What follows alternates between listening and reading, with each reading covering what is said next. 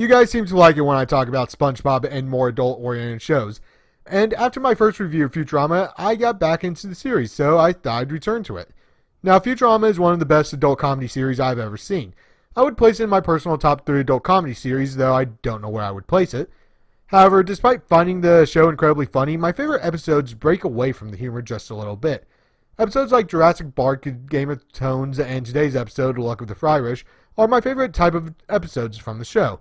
I mean, I've always been a bit of a storytelling person. So this episode starts off in the past with Fry's mother in the hospital while in labor.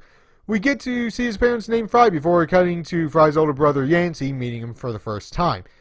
Now, Yancey isn't the greatest older brother, as he has a habit of trying to steal everything Fry has because he's jealous of Fry. When Yancey steals a toy rocket ship and throws it out the window, we fade into the future where the Planet Express crew is going to a horse race.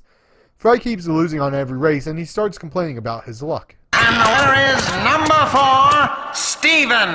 Oh, I am so unlucky. In between races, we see Bender start drugging the horses he wants to lose, and he gets caught. Hey, what are you doing? This.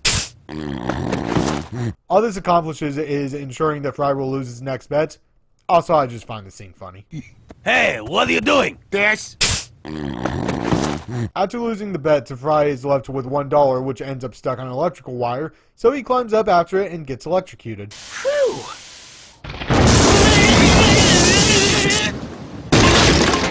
We transition back to the past where Fry and his brother are playing basketball. Fry tries a move and misses the hoop. Yancey then grabs the ball and tries the same move, claiming that he created it right in front of Fry, and manages to make the point. When Fry gets the ball, he finds a 7-leaf clover, and then he wins the game, and determines the clover is lucky.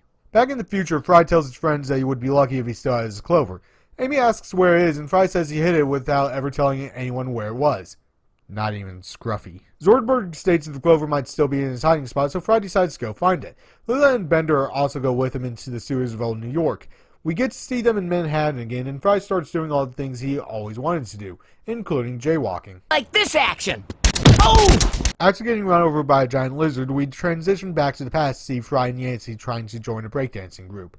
Fry dances in his style before Yancey, who steals all of Fry's dance moves, his dance name, and style by just adding deep before space. Fry tells Yancey to get his own life before he does a The septuple head spin.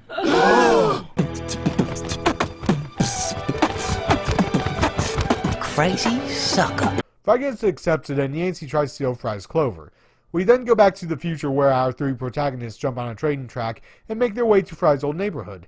They make their way to Fry's house before transitioning to when Fry hid his clover. He hides in a record sleeve and locks in a safe that I assume Fry bought or his dad gave each member of the family a safe of their own. We transition back to the future where Fry tries to open the safe. It's stuck. The safe is jammed, so Bender vibrates the safe until the lock pops off, opening the safe.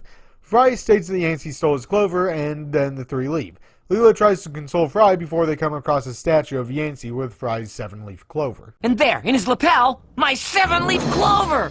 I knew he stole it. Fry learns that Yancey stole his clover, his name, and his life. He stole my clover. He stole my name. And he stole my life. Ugh.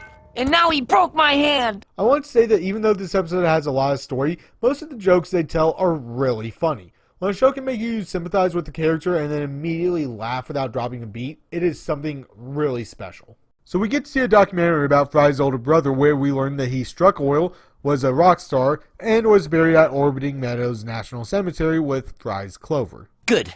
Leela, Bender, we're going grave robbing. I'll get my kid! We transition back to the past where Yancey is getting married. He rifles through Fry's old stuff and opens the safe, finding Fry's clover. Back in the future, the Planet Express team enter the graveyard.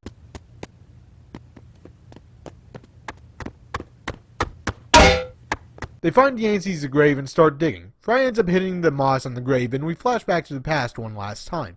We see Yancey with a kid where he gives his son Fry's clover and names him Philip J. Fry. Yeah, the statue they found in the ruins of old New York wasn't Yancey.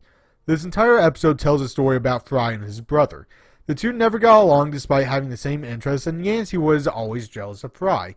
Despite that, Yancey did love his little brother, and didn't miss him when he disappeared. And it once belonged to someone very special. I'm naming you Philip J. Fry, in honor of my little brother, who I miss every day. I love you, Philip. always will. Here lies Philip J. Fry, named for his uncle, to carry on his spirit.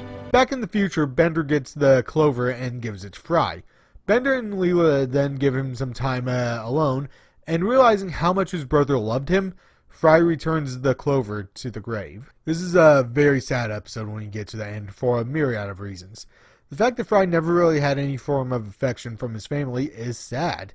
He grew up knowing his parents loved him, but probably thought his brother hated him. I've stated before I have a brother. We've had good times and we've had bad times, but our relationship was never as strained as this one was. Our family would do just about anything for each other after all. In the end, I'm happy for Fry. The rest of the series shows that he has a good life, good friends, and lives happy. This is my favorite episode of the show. Because Fry is so relatable, most people can put themselves in his shoes, and that's regardless of siblings. So, we grew up to hate Yancey about as much as Fry does. When the ending comes, however, everything twists, and we grow a new appreciation for our characters. This episode deserves a 9 out of 10. The first few times I watched this episode, it hit me right in the heart. Very few shows have ever been able to do that. I mean, I can count them on one hand. If you haven't seen Futurama, there's only 7 seasons, and there's one episode that I would consider a bad episode. So it's well worth the watch. Hey guys, thanks for watching. If you enjoyed this video, throw me a like and subscribe to the channel. If you have a request, throw it in the comments below. And if it seems interesting, I'll see what I can do to make a review out of it. Thanks for watching.